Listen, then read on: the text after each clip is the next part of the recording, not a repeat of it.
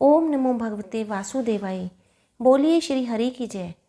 आज हम सुनेंगे कार्तिक मास का 24वां अध्याय। 23वें अध्याय में हमने तुलसी व आंवले का महात्म सुना। अब आगे की कथा सुनते हैं 24वें अध्याय से। राजा पृथु ने कहा, हे नारद जी, आपने तुलसी के इतिहास व्रत महात्म्य के बारे में कहा। अब यह बताने की कृपा करें कि कार्तिक मास में और भी देवताओं का पूजन होता है। यह भी मुझे समझा कर कहिए। नारद जी ने कहा, पहले समय में पर्वत के निकट कर्तिपुर में एक धर्मात्मा धर्मदत्त नामक ब्राह्मण रहता था।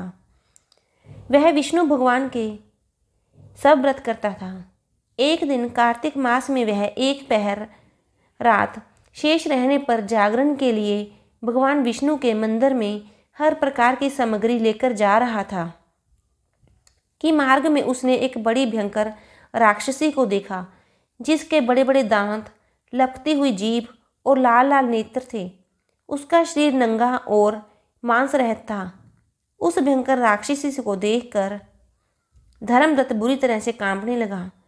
कुछ उपाय न देखकर उसने पूजा वाली थाली और जल का लोटा उसके ऊपर फेंक दिया, क्योंकि उसने भगवत नाम का जप करते हुए वह सामग्री और जल का लोटा जिसमें तुलसी दल पड़ा था उसके ऊपर फेंका था, जिससे उसके जन्म जन्मांतर के पाप नष्ट हो गए और पूर्व जन्म याद आ गया। वह हाथ जोड़कर धर्मदत्त के चरणों में गिर पड़ी और बोली, हे ब्राह्मण देवता, मैं पूर्व जन्म के कर्मों के फल से इस अवस्था को प्राप्त हुई हूँ। नारद जी ने कहा, हे राजन, उसे इस प्रकार प्रणाम करते देख अति विस्मित होकर धर्मदत्त ने पूछा, तेरी यह अवस्था किस कर्म के फल से हुई? तू पूर्व जन्म में कहाँ रहती थी और तेरा कैसा चरित्र था? यह सब मुझे बता। उस राक्षसी ने, जिसका नाम कलहा था, कहा कि हे ब्राह्मण देवता, सौराष्ट्र में भिक्षुक नाम का एक ब्राह्मण रहता था।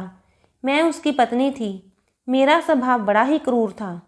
मैंने अपने पति का कभी भला नहीं चाहा और न ही उसे कभी अच्छा भोजन और न ही कोई मिठाई खाने को दी। मैं प्रतिदिन उससे लड़ती झगड़ती रहती थी। मुझे इस प्रकार की झगड़ालू देख तथा नित्य प्रति की कलह से तंग आकर मेरे पति ने दूसरा विवाह करने का निश्चय किया। यह सुनकर कि मेरा पति दूसरा विवाह कर रहा है, मैंने उसके ब्याह से पहले ही विष खा अपनी आत्महत्या कर ली। मेरी मृत्यु के बाद यमदूत आए और मुझे गदा से मारते हुए यम के पास ले गई। यमराज ने मुझे देखकर चित्रगुप्त से पूछा, हे चित्रगुप्त, इसने क्या कर्म किया है? जो भी इसने कर्म किए हैं उनका फल इसे भोगना होगा। कलहा ने कहा, हे ब्राह्मण, चित्रगुप्त ने यमराज से कहा, इसने अपने जीवन में कोई भी अच्छा काम नहीं किया है। यह अपने पति को सदा खराब भोजन देकर आप अच्छा भोजन खाती रही है, इसलिए अब यह विष्ठा खाने वाली होगी। इसे अब सूरी का जन्म दिया जाए। चूंकि वह अकेली ही पाक के बर्तन में भोजन करती थी, इसलिए अपने बच्चों को खाने वाली बिल्ली होगी। इसने अपने पति पर क्रोध करके आत्मघात किया है, इसलिए यह प्रेत योनि में जाएगी। अब आप इसको अपने दूतों द्वारा मरुस्थान में भेज दीजिए। वहाँ पर बहुत दिनों तक प्रेत योनि में रहकर फिर यह पापिन अपनी तीनों योनियों को भोगे। सो हे ब्राह्मण, मैं 500 वर्ष से प्रेत योनि में हूँ और भूख प्यास के कारण नित्य दुखी रहती थी। एक दिन भूख से तंग आकर मैं एक वैश्य के शरीर में प्रवेश हो गई। उसके शरीर द्वारा मैं कृष्णा और वेणी के संगम पर इस देश में आ पहुंची। एक दिन भगवान शंकर व विष्णु जी ने मुझे उसके शरीर से बाहर निकाल दिया। फिर मुझे आप दिखाई दिए। आपके लोटे में से तुलसी जल का छींटा मेरे ऊपर पड़ा, जिससे मेरे सब पाप नष्ट हो गए। हे ब्राह्मण देवता, अब मुझे यह बताइए कि आगे होने वाली 3 योनियों और इस प्रेत शरीर से किस तरह मेरी मुक्ति होगी। धर्मदत्त ने कलहा की बात सुनकर उसके पिछले कर्मों और वर्तमान अवस्था को देखकर बड़ा दुख पाया।